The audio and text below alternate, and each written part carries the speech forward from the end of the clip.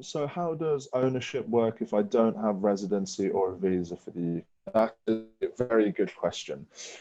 So generally, interestingly enough, as mentioned, Sean and I are both based overseas. A lot of our other offices are based overseas as well. Main reason for that is there's such high demand.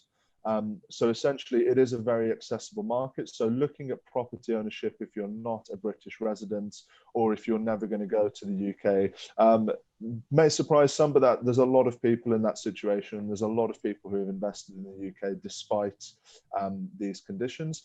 So yeah, it's very straightforward. The UK is very accessible, so you can own a property in the UK without being a UK citizen.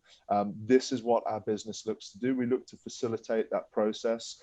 We have a team in the UK which are dedicated to managing the property, so they will actually act as somewhat a proxy landlord. So their role is to act on your behalf, to find a tenant for the property, manage the property, and then collect rental income, send it to you, keep you updated, manage the upkeep of the property.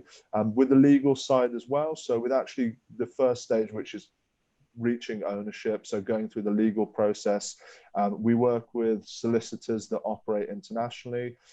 So most of our clients will never view their property. They treat it just purely as an asset, like all their other asset classes. And we've got a system in place, a model whereby it's very easy to do that from overseas and you don't need British citizenship. So hope that has answered your question. How can I help you? In two ways. First of all, are you an expat, a high net wealth individual, or just somebody who lives in a part of the world where it's difficult to get access to quality investment solutions? In which case, go onto my website on adamfayed.com and find out more.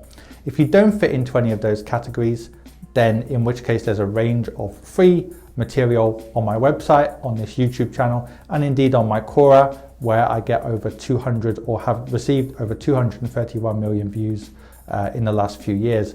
And finally, if you want to actually read my thoughts in more detail, go onto Amazon and find my book on there.